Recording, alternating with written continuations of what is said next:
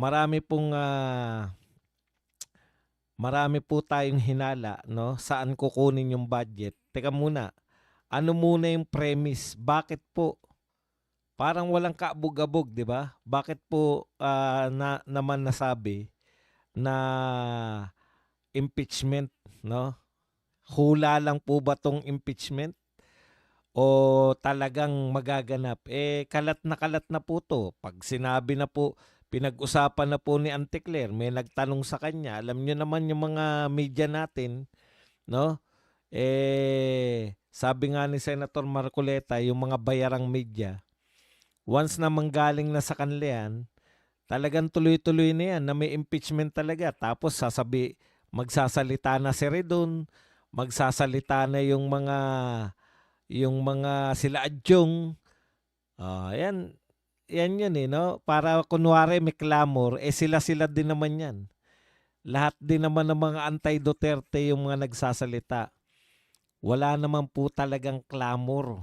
Wala naman po talagang may gusto na impeach si BP Sara, kundi yung mga diehard, yung mga DDH, yung mga diehard Duterte haters.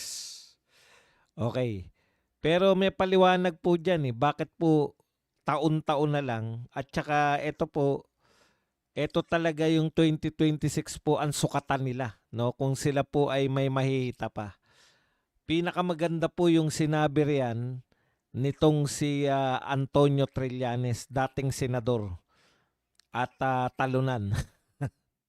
Talunan laging kandidato, tumakbong vice president, talo, tumakbong senador, talo, tumakbong mayor, talo pa rin, no? Ito po, maganda po yung paglalarawan niya. Kaya po etong mga to, 2026 make or break na sila, no? Talagang tinaningan na nila, ito todo na po nila. Kaya po yung budget na yan sa 2026, ayon po kay Senator Amy, punong-puno po ng pork. Yun lang nga, nag-disguise sila, no? Dinidisguise nila yung pork barrel.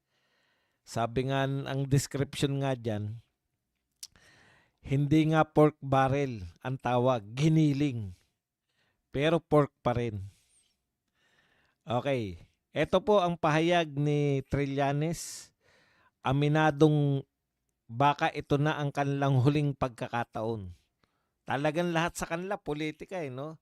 Kasi hodang may kasalanan ba o wala?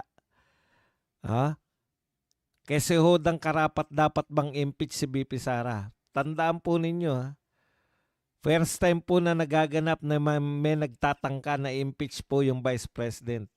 Yung pong spare tire. Yun po ang gusto nilang palitan.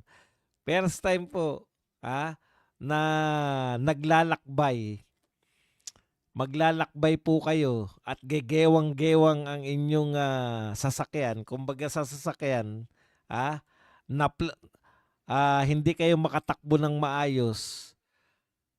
Ang papalitan po instead na yung makina o yung driver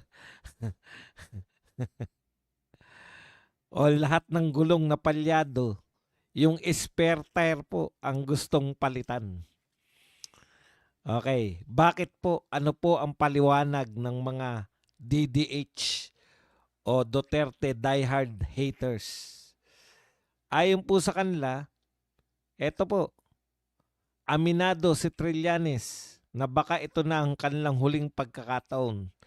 Inamin ni dating Senador Antonio Trillanes na posibleng 2026 na ang huling pagkakataon upang anyay papanagutin ang pamilyang Duterte. Hindi, no? Kala mo talaga, saan nyo po ba pananagutin? Pananagutin nyo po ba yung pamilyang Duterte sa mahusay nilang pamamalakad? Pananagutin nyo ba yung pamilyang Duterte dahil minahal sila ng mga tao? Tuloy natin. Babala niya, kung mabibigo ito, lalo lamang titibay ang kanilang puwersang pampolitika patungo sa 2028 election. Alam nyo, dito sa mga tinuturan na to ni Trillanes, mapapansin nyo po, Hindi po sila naniniwala sa mga una nilang sinasabi. Ang sabi nila, di ba? Yung mga DDH, Duterte diehard haters, mahina na yung Duterte, wala nang suporta yung mga Duterte, no? Sa OFW, mahina na mga Duterte, sa yung mga ambassador naniniwala pag yung Duterte nanalo, babagsak ang Pilipinas. Hindi po sila naniniwala sa propaganda nila eh. Kasi kung naniniwala sila, wala po silang pagsisikap na i-down. Halimbawa po tayo, wala naman tayong pagsisikap na banatan pa si Leni. Bakit? Wala na pong bilang si Leni. Di ba? Kung tingin nila yung mga Duterte mahinang puwersa na, bakit araw-araw binabanatan? Kung sa tingin nila mahina na yung Duterte, bakit kinakailangan pa nilang sampahan ng kasong impeachment? Bakit hindi nilang patakbuhin at nang may pagtawanan sila? Hindi po nila pinaniniwalaan yung litanya na yan. Katulad po ng milyong-milyong Pilipino, naniniwala rin sila na napakalakas ng mga Duterte. Naniniwala sila na ang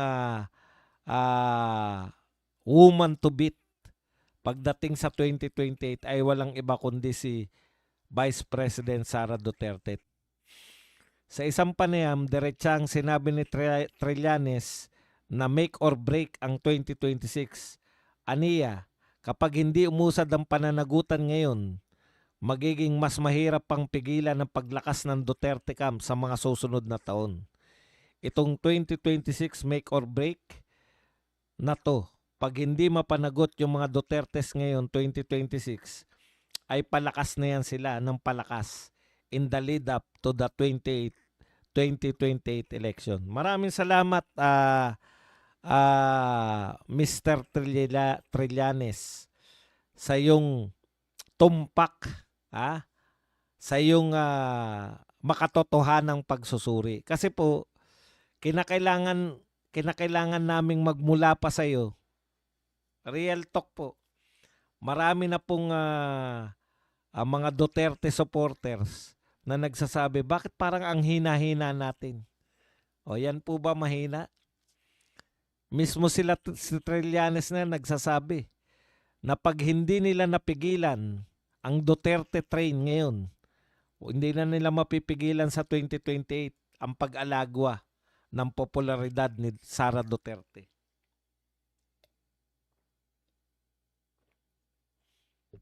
Kaya yan po yung tuntungan nila. Bakit totodohan nila ngayon? Biruin nyo ang pinag-uusapan, impeachment. Hindi po pinag-uusapan kung ano isasampa nila. Palaganapin lang natin na may magsasampa na impeachment. Palaganapin lang natin na may impeachment. Kahit hindi pinag-uusapan, bakit i-impeach? Ano ang kasalanan? Parang, ididemanda namin yan. Bakit nyo ididemanda? Basta ididemanda namin yan. Kasi super lakas eh. Kaya kung kayo po, nadadala.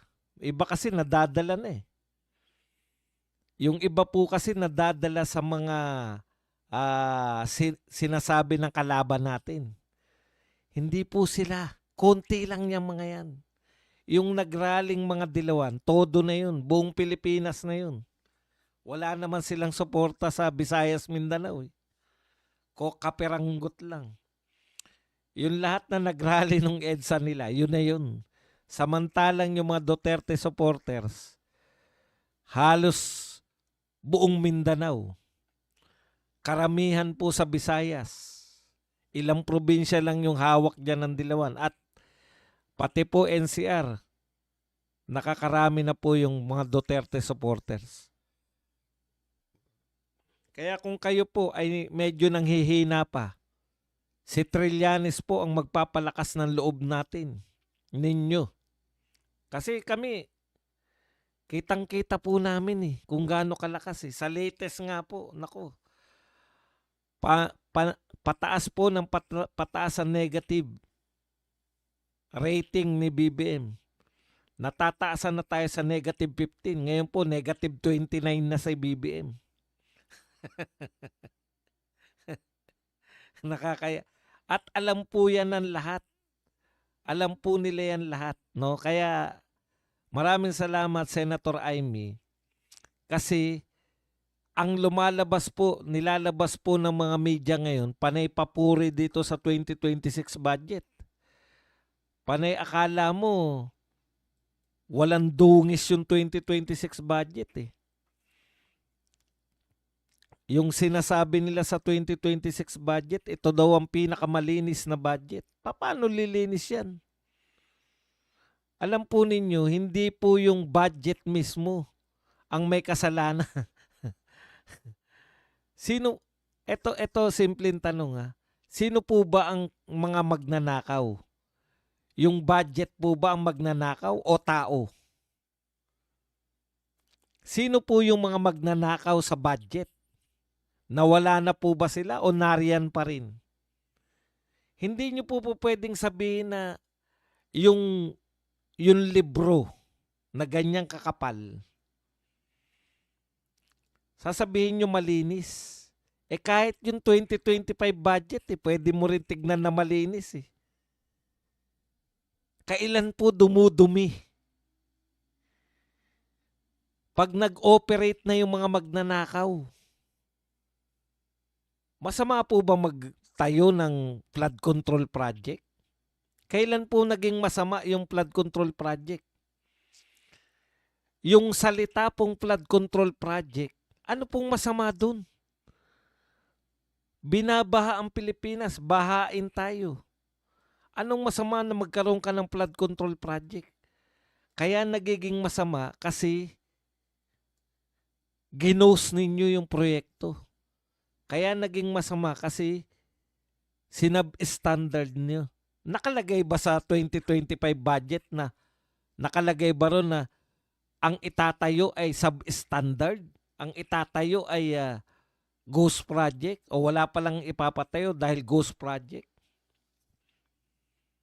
O yan pa, may unprogram pa. Paano nyo sasabihin na malinis? Yung mga nagnakaw ng 2025 budget, sila pa rin yung mga nakaupo. May napakulong na ba? Nakatapos na yung Pasko, nakatapos na yung bagong taon, tapos na rin po yung Three Kings.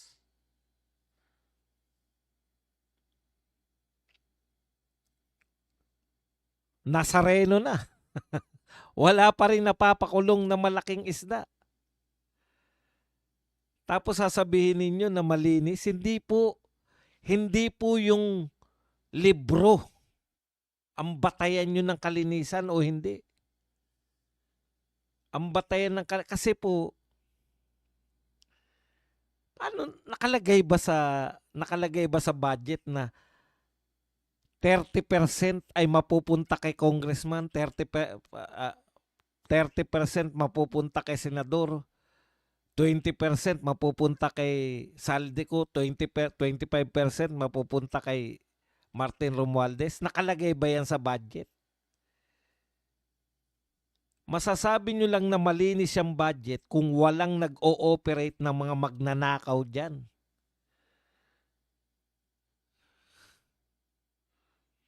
Yung 2025 budget, inobvious lang nila. Eto, hindi lang obvious.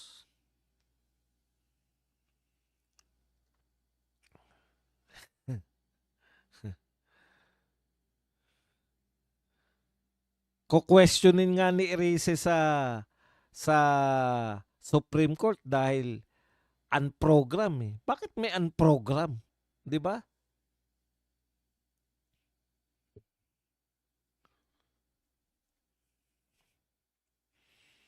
Okay. So much for that. Ay ibig sabihin yung mga lumalabas na seredor na magsasampa ng impeachment, lumabas na tong mga congressman na may niluluto ng impeachment. Imagine ninyo noong panahon na last year, lahat yan nakatanggi na may niluluto silang impeachment. Ngayon po, wala na pong tumatanggi. Nagsasabi sila na may impeachment. Imagine. Hindi po pinag-uusapan kung ano isasampang kaso. Wala pong usapan ng kaso. May usapan na impeachment. Saan ka nakakita na i-impeach ninyo yung isang opisyal nang wala kayong binibintang na kaso? Confidential fund pa rin? Mahiya naman kayo. 1 trilyon yung trilyon ang pinag-uusapan dyan sa flood control tapos kayo confidential fund pa rin. Ito po, ang safeguard po nila. Sabi po nito ni committee chairman Sherwin Gatchalian, plano po nila na i-activate ang Joint Congressional Oversight Committee. Yan. So meron pong mga senador at mga congressman yung magbabantay na. 'Di ba? Ang sarap pakinggan. Malinis siyang budget kasi meron pang oversight body na maggugwardya.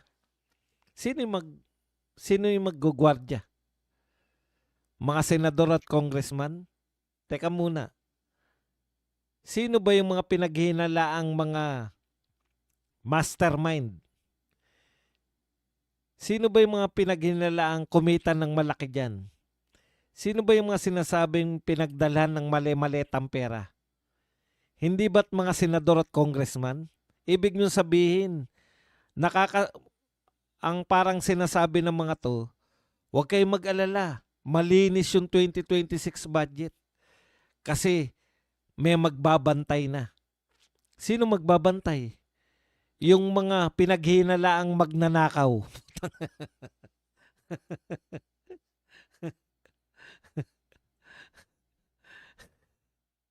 kayo, kayo,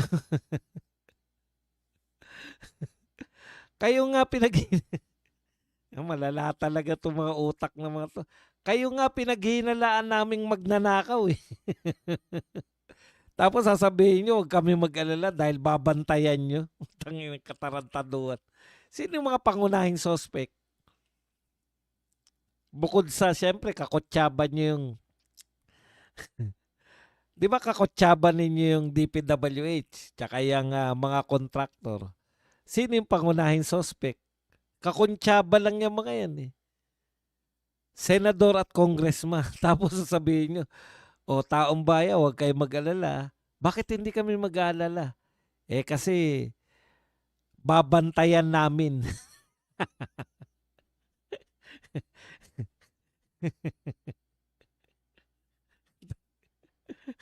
Doon kami nag-alala.